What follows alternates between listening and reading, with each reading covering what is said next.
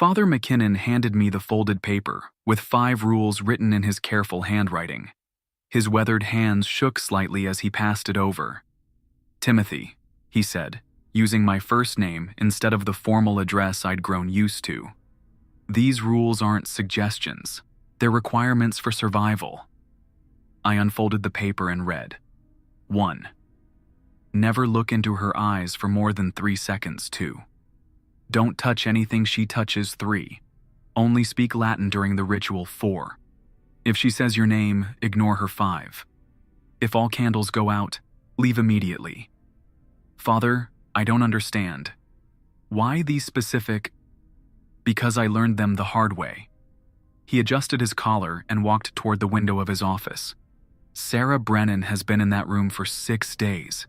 3 priests have tried before you. 2 are in psychiatric care. 1 transferred to a monastery in Montana and won't speak about what happened. The late afternoon sun cast long rectangles across his desk. I folded the paper and slipped it into my pocket, feeling the weight of it against my chest. Why me then? I just finished seminary last month. Father McKinnon turned back to face me. His blue eyes held something I'd never seen before, genuine fear mixed with resignation. Sometimes fresh eyes see things differently. Sometimes inexperience is protection. He paused. And sometimes, Timothy, we simply run out of options. The Brennan house sat at the end of Maple Street, like a tired old man leaning against a fence post. Yellow paint peeled from its sides, and the front porch sagged under the weight of too many Michigan winters. Mrs. Brennan met me at the door before I could knock. "Father Walsh, thank God you're here." Her voice cracked with exhaustion. Dark circles ringed her eyes, and her brown hair hung limp around her face. "She's been asking for you." "Asking for me? But I've never met your daughter." Mrs. Brennan's mouth tightened. "She's been saying your name since yesterday. Timothy Walsh, over and over. Sometimes she sings it." A chill ran through my stomach, but I pushed it down. I was here to help, not to second-guess myself before I'd even started. "How long has Sarah been ill?" 2 weeks. Mrs. Brennan led me through a living room cluttered with medical books, empty coffee cups, and wadded tissues. It started small. She stopped eating. Then she stopped sleeping. Then she started talking to people who weren't there. We climbed a narrow staircase that groaned under our feet. Family photos lined the walls. Sarah at various ages, always smiling, always normal. In the most recent photo, she wore a graduation cap and gown, her arm around a young man with kind eyes. "That's her boyfriend, Marcus," Mrs. Brennan said, noticing my gaze. "He hasn't been able to visit since this started. She says things to him that aren't true. Horrible things." At the top of the stairs, a hallway stretched toward the back of the house. 3 doors lined the left side, all closed. From behind the middle door came a sound like humming, but broken and tuneless. "That's her room," Mrs. Brennan whispered. "Dr. Martinez sedated her this morning, but it only lasted 2 hours. Nothing works anymore." I set my bag down and removed the items I'd need: a leather-bound Bible, a vial of holy water, and 6 white candles. Mrs. Brennan watched me arrange them on a small table in the hallway. "The other priests brought more supplies," she said. "Crosses, icons, bottles of blessed oil. Sometimes less is more." I hoped my voice sounded more confident than I felt. "Mrs. Brennan, I need you to wait downstairs during the ritual. No matter what you hear, don't come up." Her face crumpled. "But what if she needs me? What if something goes wrong? Then I'll call for you." I placed a gentle hand on her shoulder. "Your daughter needs professional help right now, not motherly comfort. Trust me to do what I'm trained to do." After she left, I lit the 6 candles and arranged them in a circle around the hallway table. The flames danced in the still air, casting shifting patterns on the floral wallpaper. I pulled the folded paper from my pocket and read the rules one more time. Never look into her eyes for more than 3 seconds. The humming from Sarah's room stopped. "Timothy Walsh," came a voice through the door. Clear, sweet, and perfectly normal. "I know you're out there. Don't touch anything she touches." I opened my Bible to the passages I'd marked earlier and took a deep breath. The doorknob felt cold under my palm as I turned it. Sarah Brennan sat cross-legged on her bed, facing the door as if she'd been waiting for me. She looked exactly like her photos. Blonde hair, green eyes, small nose with a scatter of freckles. She wore a white nightgown that her mother had probably changed her into that morning. Everything about her appeared completely normal except for one detail. She hadn't blinked since I opened the door. "Hello, Timothy." She smiled, and her teeth were perfectly straight and white. "I've been so excited to meet you. Only speak Latin during the ritual." I began, reading from the Latin text. I kept my eyes focused on the Bible pages, glancing up at her only briefly to check her position. "That's not very friendly," Sarah said. "Don't you want to have a conversation first? Get to know each other?" I continued reading, but my voice caught slightly on the next phrase. Her tone was so ordinary, so human. This wasn't what I'd expected from someone supposedly possessed by evil forces. "Your seminary professor was Dr. Harrison, wasn't he?" Sarah asked, swinging her legs off the side of the bed. "He always wore that ugly brown tie on Tuesdays, and he had that habit of clicking his pen when students gave wrong answers." My eyes snapped up to her face before I could stop myself. She was still smiling, still not blinking. I counted. 1, 2, 3. I looked back down at the Bible. If she says your name, ignore her. "Timothy, you're being rude. I'm trying to make conversation." She stood up from the bed, and I heard her bare feet hit the hardwood floor. "Did you know your mother calls you every Sunday at 2 o'clock? She always asks if you're eating enough vegetables." I forced myself to keep reading Latin, even as my mind raced. How could she know these things? I'd never met the Brennan family before today. "She's worried about you living alone in that apartment above the bakery," Sarah continued, moving closer. "She thinks the smell of bread will make you gain weight. She doesn't know you actually like the smell, because it reminds you of your grandmother's kitchen." The words on the page blurred slightly. I blinked hard and refocused on the text. "Your grandmother made the best apple pie in Gratiot County," Sarah said. Her voice was right next to me now, though I hadn't heard her cross the room.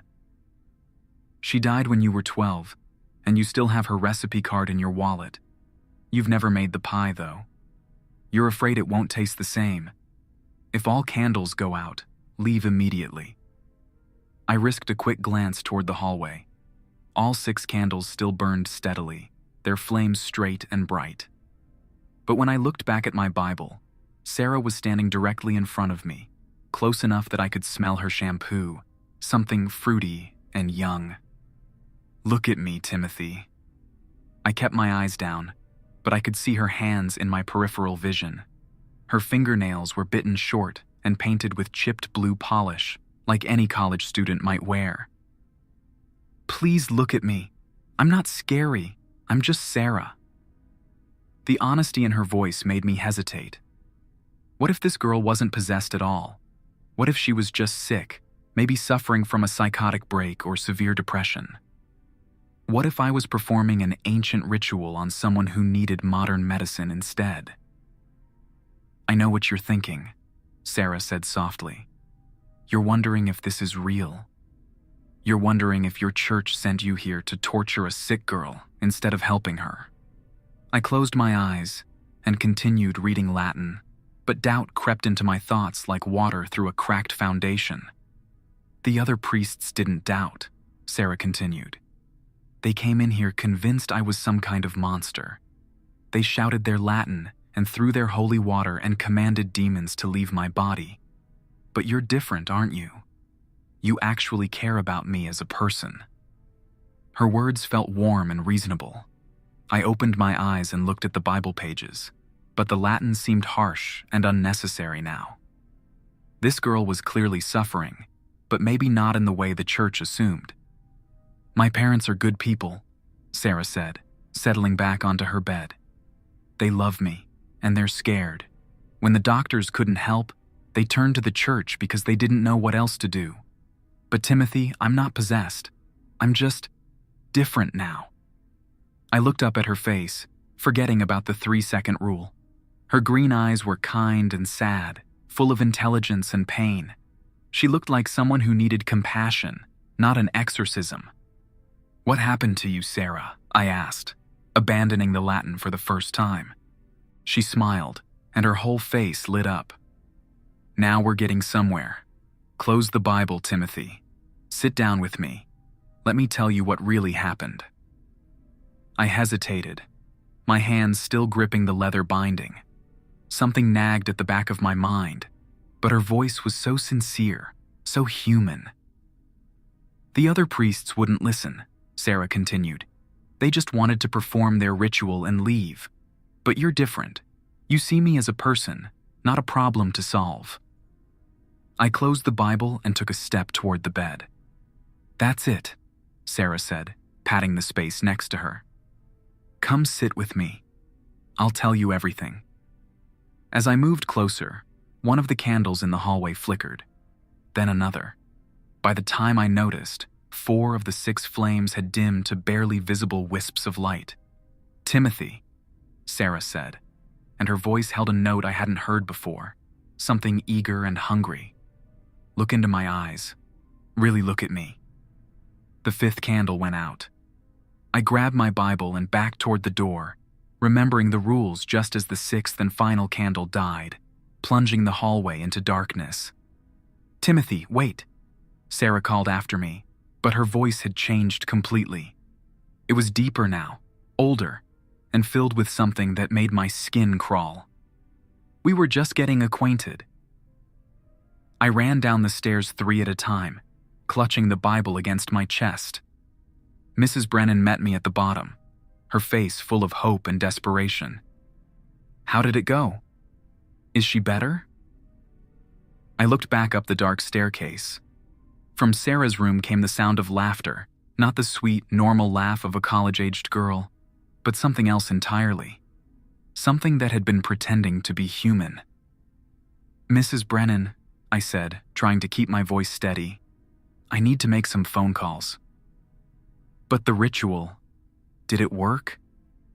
The laughter upstairs grew louder, and underneath it, I could hear Sarah's voice calling my name over and over, singing it like a lullaby. "No," I said, pulling out my cell phone with shaking hands. "It didn't work at all." But as I dialed Father McKinnon's number, I realized something that chilled me more than anything that had happened upstairs. The rules had worked exactly as intended. They had protected me from something that was very good at pretending to be human, something that knew far too much about my life, and something that had almost convinced me to abandon everything I'd been taught. The question now was whether 5 simple rules would be enough for round 2. Because as I stood in that living room, listening to the thing upstairs call my name in Sarah Brennan's voice, I knew this was far from over. Father McKinnon answered on the first ring. "Timothy, what happened?" "I need backup," I said, watching the stairs as the laughter continued. "And I think we're going to need more than 5 rules." Father McKinnon arrived 40 minutes later with Father Rodriguez, a thin man in his 50s who carried a worn leather briefcase. They found me sitting in the Brennan kitchen, drinking coffee that had gone cold while Mrs. Brennan paced near the window. "The laughing stopped about 10 minutes ago," I told them, "but I can still hear her moving around up there." Father McKinnon set his own bag on the kitchen table and looked at me carefully. "Tell me exactly what happened." I described everything, how normal Sarah had seemed, how she knew details about my life she couldn't possibly know, how she'd almost convinced me to abandon the ritual. When I finished, Father Rodriguez opened his briefcase and pulled out a stack of manila folders. Sarah Brennan, age 21, psychology major at Central Michigan University. He flipped through pages covered in handwritten notes. No history of mental illness, no drug use, no trauma indicators. Straight A student, volunteers at the animal shelter, engaged to be married next summer. Then what's wrong with her? Mrs. Brennan asked, finally sitting down at the table with us. Father Rodriguez exchanged a glance with Father McKinnon. Mrs. Brennan, has Sarah traveled anywhere unusual in the past month? Visited any old buildings, historical sites, anything like that? She went on a field trip with her archaeology class 3 weeks ago. Some old farmhouse north of Clare. She said they were documenting artifacts from the 1800s. Mrs. Brennan frowned. She came home excited about it. Said she'd found something interesting. What kind of something? I asked. I don't know. She wouldn't show me. Just said it was for her research project, and she wanted to surprise everyone. Mrs. Brennan's voice grew smaller. That was the last normal conversation we had. Father Rodriguez made a note in his folder. Timothy, when she was talking to you, did she mention anything about finding something? Or anyone giving her something? I thought back to our conversation. No. She just talked about wanting me to see her as a person instead of a problem. She seemed to know things about my past, my family, my daily routine. That's the pattern, Father McKinnon said quietly. It gathers information somehow, uses it to create trust, to make you doubt what you're dealing with. From upstairs came the sound of footsteps, slow and deliberate. We all looked at the ceiling as the footsteps moved from Sarah's room to the hallway, then stopped directly above us. She knows we're here, Mrs. Brennan whispered. Father Rodriguez closed his folder. Mrs. Brennan, I need you to go stay with a relative tonight. Pack a bag and leave as soon as possible. I can't leave my daughter. You can't help her by staying, Father McKinnon said gently. What we're dealing with feeds on emotional connections. Your presence makes it stronger.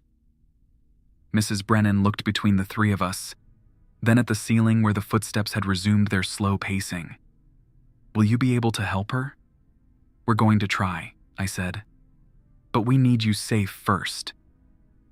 After Mrs. Brennan left to pack, Father Rodriguez spread out several sheets of paper on the kitchen table. They contained floor plans, diagrams, and more handwritten notes. The farmhouse Sarah visited was the old Kowalski place, he explained. Built in 1847, abandoned since 1962. Local historians say 3 families lived there over the years, and all 3 left suddenly without explanation. What kind of artifacts would be there? I asked. Farm tools, household items, personal belongings left behind. Father Rodriguez tapped one of the diagrams. But according to the archaeology professor, Sarah spent most of her time in the basement. She found something down there that the previous survey teams had missed. Father McKinnon leaned forward. Any idea what? The professor said it looked like a small metal box, maybe 4 inches square. Very old, with strange markings on the sides. Sarah insisted on photographing it in place before removing it. The footsteps above us stopped again, directly over the kitchen table. She brought it home, I said, understanding flooding through me. Whatever's in that box, she brought it here. Father Rodriguez nodded, and 3 days later, the symptoms started. We made our plans quickly. Father McKinnon would lead the ritual this time, with Father Rodriguez and me supporting. We'd follow the same 5 rules, but we'd work in shifts to prevent any one person from being isolated with the entity for too long. As we prepared to go upstairs, I pulled Father McKinnon aside. There's something else. When she was talking to me, she didn't feel evil. She felt sad, lonely, like she really was just a sick girl who needed help. That's how it works, Father McKinnon said, checking his supplies one final time. It doesn't present itself as a monster. It presents itself as someone deserving of compassion. The moment you start feeling sorry for it, you've already lost. But what if... Timothy. His voice was firm, but not unkind. In 30 years of ministry, I've learned that evil rarely announces itself. It whispers. It suggests. It makes you question everything you know to be true. Trust the rules, not your feelings. We climbed the stairs in silence. I carried 6 new candles. Father Rodriguez had the holy water and Bible, and Father McKinnon brought a small wooden cross that looked much older than anything I'd seen in our church. The hallway felt different now, colder, smaller, as if the walls had moved closer together while we were downstairs. I lit the 6 candles and arranged them in the same pattern as before. Father McKinnon approached Sarah's door and knocked gently. "Sarah, we're here to help you." "I know," came her voice from inside. "Come in, please, all of you." Father McKinnon opened the door and we entered together. Sarah sat in the same position as before, cross-legged on her bed, facing the door. But something had changed in her appearance. Her skin looked paler, and her blonde hair hung limp around her face. The biggest change was in her eyes. They seemed larger somehow, taking up more space in her face. "Father McKinnon," she said with a bright smile, "it's so good to see you again." Father McKinnon didn't respond. He opened his Bible and began reading Latin immediately, not giving her a chance to establish any kind of rapport. "And Father Rodriguez," Sarah continued, turning her attention to him. "How is your sister Maria?" "Still struggling with the cancer treatments." Father Rodriguez's hands tightened on his holy water, but he didn't speak. "Timothy," Sarah said, swinging her gaze to me. "You came back. I was hoping you would." I forced myself to look at the floor, counting seconds in my head. 1, 2, 3. Then I looked away. Father McKinnon's Latin filled the room, strong and confident. Unlike my halting attempts earlier, his words flowed smoothly, practiced from years of experience.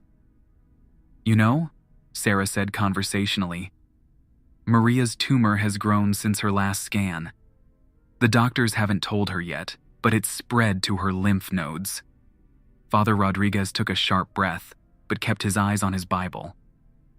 "They're giving her maybe 6 months," Sarah continued, "unless she tries that experimental treatment in Houston. But the insurance won't cover it, and Father Rodriguez doesn't have $20,000 sitting around." "She's lying," Father McKinnon said quietly, not breaking from his Latin reading. "Am I?" Sarah tilted her head. "Father Rodriguez, when was the last time you spoke to Maria? Thursday? Friday? Has she called you back yet?" I watched Father Rodriguez's face grow pale. His lips moved silently, and I realized he was praying. "Timothy," Sarah said, turning back to me. "Did you call your mother after you left here? She's been trying to reach you for hours. Something about your father." My stomach dropped, but I forced myself to focus on Father McKinnon's steady Latin. The first rule: never look into her eyes for more than 3 seconds. I'd already broken it once today. "He collapsed at work," Sarah continued. "They took him to the hospital in an ambulance. Your mother is there alone, wondering why her son isn't answering his phone." "Don't listen," Father McKinnon warned, but his voice carried less certainty than before. "She's sitting in the waiting room right now," Sarah said. "Room 302 of Gratiot Medical Center. The doctors are running tests, but they think it might be his heart. He's been having chest pains for weeks but didn't want to worry anyone." My hand moved toward my phone before I caught myself. Father McKinnon noticed and shook his head sharply. "The tests will show a 90% blockage in his main artery," Sarah said. "Emergency surgery tonight if he's lucky." "But you'll never forgive yourself if you're not there, will you, Timothy?" 2 of the candles in the hallway flickered. "She's getting stronger," Father Rodriguez whispered. Father McKinnon raised his voice, pushing through the Latin more aggressively. Sarah laughed, not the harsh, inhuman sound from earlier, but a gentle, amused chuckle. "You're all so dedicated," she said, "but you're helping the wrong person. I'm not the one who needs saving. Timothy's father is dying. Father Rodriguez's sister is suffering. Your Latin won't help them." 3 more candles flickered and dimmed. "We need to finish this now," Father McKinnon said urgently. "Wait," Sarah said, standing up from the bed. "I have something to show you." She walked to her dresser and picked up a small metal box, exactly as Father Rodriguez had described. 4 inches square, covered in symbols that looked like no language I'd ever seen. "This is what I found," Sarah said, holding the box out toward us. "Do you want to know what's inside?" "Don't touch it," Father McKinnon commanded. "Rule number 2. "But it's fascinating," Sarah said. "It's a gift. Someone left it there for me to find. Someone who understood that I was special, that I could handle what's inside." She opened the box, and I caught a glimpse of something dark and smooth inside, like polished stone. "Timothy," Sarah said, holding the box toward me. "Look at it. Really look at it." I kept my eyes fixed on Father McKinnon's Bible, but I could feel something pulling at my attention, like a magnet drawing metal. "It wants to show you things," Sarah said. "Beautiful things, true things. Things about your father, your future, your purpose." The last candle in the hallway went out. "Now!" Father McKinnon shouted. We ran for the door, but Sarah's voice followed us down the stairs. "Timothy," she called, and her voice was changing again, becoming deeper, more resonant. "Your father is dying, and you're running away. What kind of son does that make you?" We reached the kitchen, and I immediately pulled out my phone. My hands shook as I dialed my mother's number. "Timothy, you can't," Father McKinnon said. "I have to know if she's telling the truth." The phone rang twice before my mother answered. "Timothy? Oh, thank God. I've been trying to call you." My blood turned to ice. "Mom, what's wrong?" "It's your father. He collapsed at work today. We're at the hospital now, and..." I hung up and stared at the other 2 priests. She was telling the truth. How did she know? Father Rodriguez sat down heavily at the kitchen table. "Maria hasn't returned my calls since Thursday." "It doesn't matter," Father McKinnon said firmly. "This is what it does. It finds real fears, real problems, and uses them against you. Your father's condition isn't supernatural, it's medical. The doctors will handle it. But I should be there."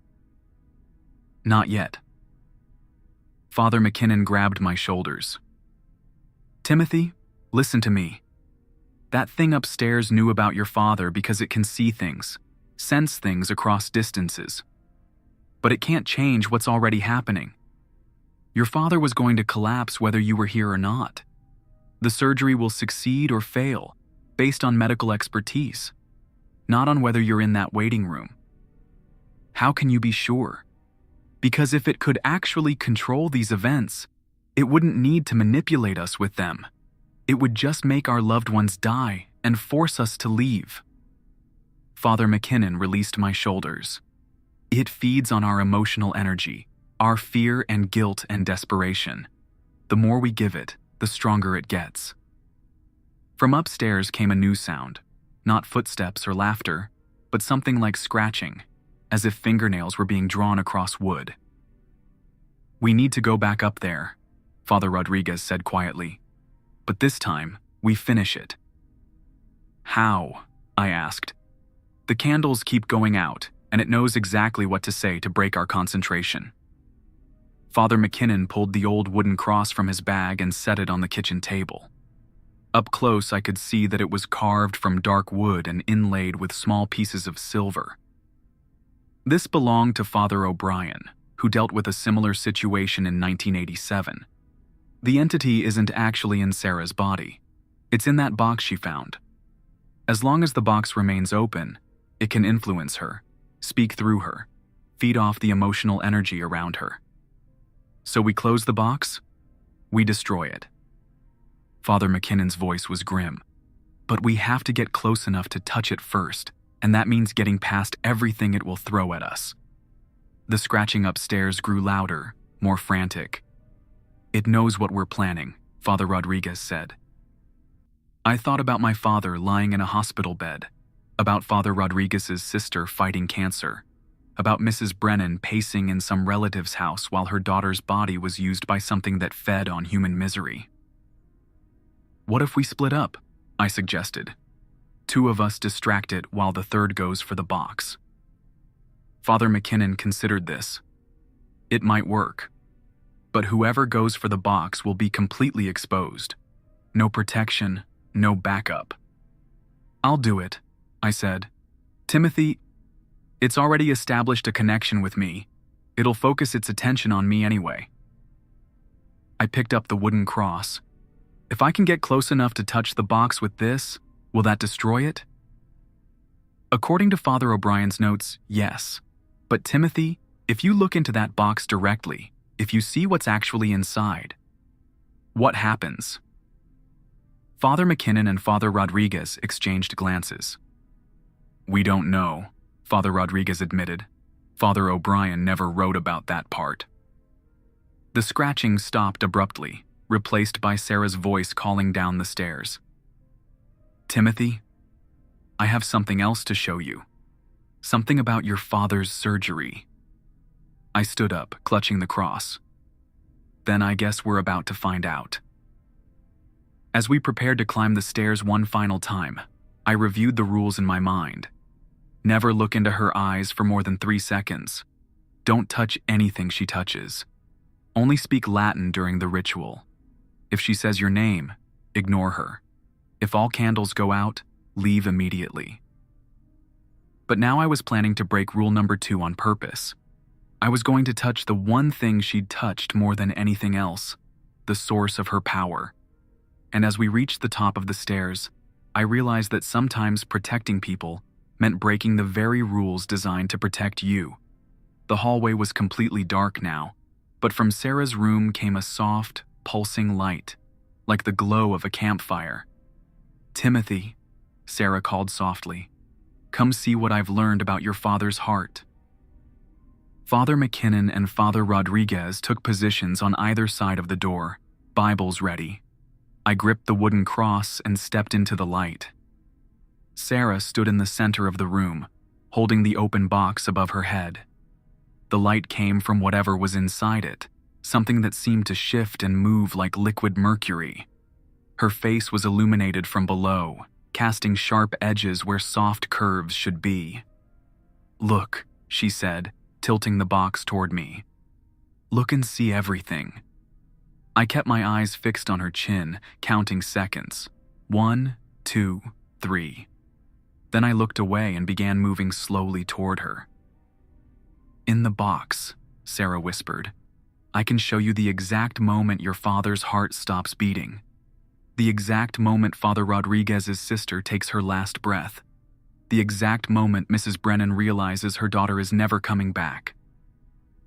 Behind me, Father McKinnon and Father Rodriguez began reading Latin in unison, their voices strong and steady. "But I can also show you how to prevent it," Sarah continued.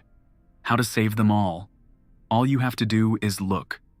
I was 3 feet away now, close enough to see that the box was vibrating slightly in her hands. The thing inside it pulsed faster, as if excited by my proximity.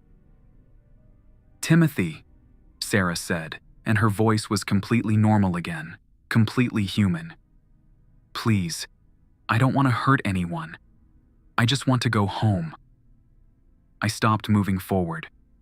This was the same voice that had almost convinced me earlier, the same tone of genuine fear and confusion. "Help me," she whispered. "The thing in the box, it won't let me go. It shows me horrible things, makes me say things I don't mean.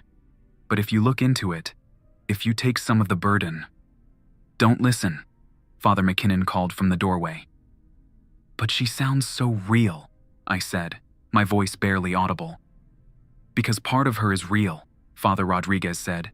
"The entity uses her memories, her personality, her voice. But Sarah Brennan is gone, Timothy. What you're hearing are just echoes." "No," I said, looking directly into Sarah's eyes without counting. "She's still in there. I can feel it." Sarah smiled, and for a moment, her face looked completely normal again. "Thank you for believing in me." Then her eyes went completely black.